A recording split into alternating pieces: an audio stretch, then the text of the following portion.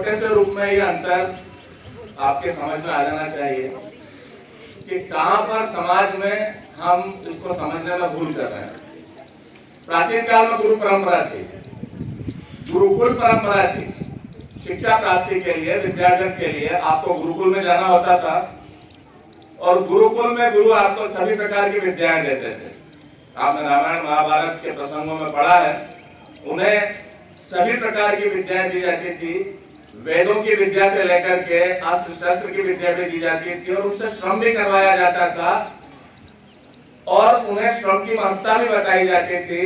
अभिवादन करना, किस प्रकार से कैसे बड़ों के साथ आचरण करना, ये सारी विद्या उनको दी जाती थी और वे एक सभ्य नागरिक बनकर तैयार होते थे समाज की सेवा करने के लिए। समय के साथ इसमें जो परिवर्तन आया है, अब विद्यालय की इस प्रणाली में आप शिक्षक को जानते हैं, शिक्षक भी आपके सभी प्रकार के हैं और आपको सभी प्रकार की विद्याएं, यदि केंद्रीय विद्यालय की बात करूं तो भारत में एक गौरवान्वित करने वाला, शिक्षा को प्रदान करने वाला वो संस्थान जो सर्वप्रथम है, अग्रणी है। अब आपने यहाँ पर सभी विषयों की शिक्षा प्राप्त करने के साथ साथ अन्य विषय, आपकी कला, संगीत, इन सभी की भी आप शिक्षा प्राप्त करते हैं। अंतर इतना है, शिक्षक में एक सामान्यीकरण है, जनरलाइजेशन है, पढ़ाया उन्होंने। अब आप उनके साथ जुड़े तब तक नहीं और आपका तारतम्य तब तक नहीं होता जब तक आप उनको गुरु नहीं मानते। अंग्रेजी में एक शब्द है मेंटर, और मेंटर इस बात के लिए जिम्मेदार रहते हैं कि आपका काम हुआ नहीं हुआ, कितना हुआ, कैसे हुआ, और आपको जो परेशानी आ रही है उस पर आपको मदद करें। और वही एक शब्द है डिसिपल, वह भी अंग्रेजी में, टीचर और स्टूडेंट से हटकर। और डिसिपल मतलब शिष्य, और वह शिष्य समर्पित होता है अपने काम को करने और उसकी बाधाओं को पार करने के लिए मेंटर से संपर्क करता है, गुरु से संपर्क करता है। अब मैं आपको कहता हूं, आज गुरु पूर्णिमा है, मन वचन से, पूरी श्रद्धा भाव से किसी को तो गुरु बनाइएगा। एक से अधिक बना सके तो बहुत अच्छा है। और गुरु बनाने के साथ साथ मान लेना कि आपकी रिलेशनशिप मेंटर और डिसिपल वाली हो रही है। वो किसी भी विषय के हो सकते हैं, लेकिन वो हर विषय के लिए आपकी बाधाओं को दूर कर सकते हैं, आपको सही मार्गदर्शन दे सकते हैं, आपको सही रास्ता दिखा सकते हैं। और मेरा दावा है, एक बार आप समर्पित भाव से शिष्य बन गए और एक बार समर्पित भाव से आपने गुरु को बना लिया, तो वो गुरु आप संपर्क करें, आपका जो तारतम्य स्थापित होता है, अगर शुरुआत करें पढ़ने की तो अक्षर ज्ञान से लेकर के उन शब्दों के अर्थ को समझने तक, उनके समुचित प्रयोग तक, दूसरे किसी विषय में आई कठिनाई को दूर करने तक, पढ़ने की समयावधि को लेकर के, उसके टाइम टेबल को लेकर के, यहाँ तक कि आपकी व्यक्तिगत समस्या यदि आपके जीवन में है, किसी परेशानी से आप त्रस्त है, जिसके आप किसी के साथ चर्चा नहीं कर पा रहे हैं, तो वह चर्चा भी आप गुरु से कीजिए। और जिस दिन आपने ऐसा करना शुरू कर दिया, श्रद्धा भाव से किसी एक को गुरु बना लिया, आपके जीवन की उन्नति का मार्ग प्रशस्त हो जाएगा। आप सारी बाधाओं को पार करके विजयश्री का वर्ण करेंगे, यह मेरा पक्का विश्वास है। इसलिए उस गुरु परंपरा के निर्वहन का सबसे बड़ा कार्य यही होगा कि केवल और केवल आप अपने जीवन में जिसको भी मानते हैं, किसी एक को गुरु बनाइए, अपनी सारी समस्याओं की चर्चा कीजिए, निश्चित रूप से आप सफलता प्राप्त करेंगे। कहा गया है संस्कृत में, और वह संस्कृत में जितनी श्लोक है और सूक्तियां हैं वो अनुभवों पर आधारित है, वह रिसर्च पर आधारित है, जो कई रिसर्च के बाद एक ज्ञान निकलता है। एक दोहा है जो कहता है कि गुरु गोविंद हो खड़े काके लागू पाए पांव, बलिहारी गुरु आपने गोविंद दियो बताया। क्योंकि गुरु ही है जो इस बात का ज्ञान देता है कि ये जो सामने खड़े हैं ये भगवान है।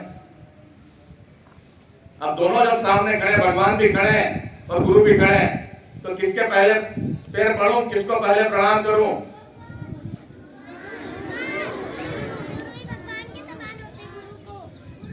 इसी का समाधान इस दोहे में है कि भगवान के पैर पहले पढ़ लो, लेकिन ये भगवान ने इस बात का ज्ञान किसने दिया? गुरु ने दिया। तो जिसने इस बात का ज्ञान दिया है वह सर्वोपरि हुआ। एक प्रसंग और है। एक बार ऋषि भृगु ने देवताओं की परीक्षा ली और तीन जो हमारे प्रमुख देवता है ब्रह्मा विष्णु महेश, उनकी परीक्षा ली। आपको अंत की बात बताता हूं कि परीक्षा लेने में उन्होंने अपने पांव से जो प्रहार किया तो वहां पर विष्णु जी ने उनको यह नहीं कहा कि तुम्हारी ये हिम्मत कैसे हुई या इतनी बड़ी धृष्टता आपने कैसे कर दी। क्षमा बड़े को चाहिए छोटल को उत्पाद, का रहीम हरि को गट्यो जो भृगु मारी लात। गुरु ब्रह्मा गुरु विष्णु गुरुदेवो महेश्वर गुरु साक्षात पर ब्रह्म तस्मै श्री गुरुवे नमः। मैं स्वयं आज इस मंच पर अपने उन सभी गुरुओं को प्रणाम करता हूँ। गुरु पूर्णिमा के इस उपलक्ष्य पर व्यक्तिगत रूप से उनको याद करके उन्होंने जो मेरे जीवन में योगदान दिया है उसके प्रति नतमस्तक होकर आभार प्रकट करता हूँ। इससे एक चीज होती है, अच्छाई बनी रहती है, अच्छाई और प्रबलता के साथ और प्रभुता के साथ बनी रहती है, चलायमान रहती है। इस समाज में यदि कहीं जो मैंने शिक्षक और गुरु के अंतर पर बात कही, अगर कोई चूक हो जाती है तो हमारा मीडिया इस बात के लिए हावी है। देखो शिक्षक ने ऐसा किया, कलयुगी शिक्षक ने ऐसा किया, लेकिन उसने कितने जीवन का निर्माण किया है गुरु के रूप में, उस प्रभुता का बनना जरूरी है। और ये आप माध्यम में जो इसको करेंगे, यदि आप में से कोई जीवन की किसी उपलब्धि को प्राप्त करता है और मन ही मन सोचता है कि उन गुरु का बहुत बड़ा योगदान रहा, तो केवल मन में ना रखना, केवल अपने तक ना रखना, मीडिया के इस प्लेटफॉर्म पर उसको विस्तृत रूप से फैलाना ताकि संबल मिल सके इस क्षेत्र में अच्छे लोगों के आने का, उनके काम करने का। आप गुरु निर्माण करें। आप सभी को शुभकामनाएं कि हम सभी उसी से सहमत हैं। और जीवन में जब भी आप किसी भी ऊंचाई को छूते हैं, अगर पीछे मुड़कर देखेंगे तो आपको क्या चीज नजर आएगा कि आपके पेरेंट्स आपके साथ थे, आपके गुरु आपके साथ थे और उसी के कारण आप उस शिखर तक पहुंच पाए। कई बार जाने अनजाने हमें यह अभिमान हो जाता है कि आज मैं जिस ऊंचाई पर हूं वो मेरे कारण, लेकिन अंतर मन से अगर आप पूछेंगे, जानेंगे, तो आप ये पाएंगे कि गुरु की जो योगदान है उसको कोई भी दूसरा कोई भी माध्यम उसको रिप्लेस नहीं कर सकता। तो आज के इस दिवस पर जैसा कि सोनी सर ने कहा है, मैं भी अपने उन सभी गुरु को प्रणाम करता हूं, नमन करता हूं कि उन्होंने मुझे इस योग्य बनाया कि मैं आप लोगों के समक्ष एक शिक्षक, एक प्राचार्य के रूप में यहाँ पर खड़ा हूं। और साथ ही ऐसा नहीं है कि जो हमारे पूर्व में जो स्कूल में या कॉलेज में जो गुरु थे उन्हीं का योगदान है। मैं ये मानता हूं कि हमारे जो छोटे छोटे छात्र हैं, कई बार उनसे भी हमें बहुत सारी चीजें सीखने को मिलती है, तो वो भी हमारे लिए एक गुरु के समान है। मैं आप सभी को भी प्रणाम करता हूं, जिनसे भी मुझे कुछ भी सीखने को मिलता है मैं उन सबको सतत नमन करता हूं। और हमारे बीच जो शिक्षक हैं, शिक्षक के रूप में भी मैंने बहुत सारे अपने साथियों से बहुत कुछ सीखा है। एक प्राचार्य के रूप में भी जब भी मैं अपने शिक्षकों के साथ, अपनी टीम के साथ बैठता हूं, उठता हूं, चर्चा करता हूं, और मुझे ऐसा प्रतीत होता है कि उनके माध्यम से भी मेरे ज्ञान में हमेशा बढ़ोतरी हुई है।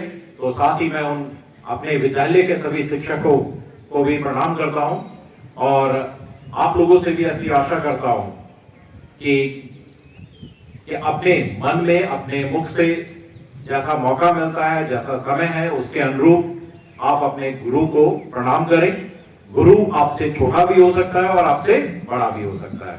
बहुत अधिक समय ना लेते हुए एक बार हमारे सामने जितने भी उपस्थित गुरु हैं, बच्चों के माध्यम से या शिक्षकों के रूप में, मैं उन सबको पुनः प्रणाम करता हूं। धन्यवाद।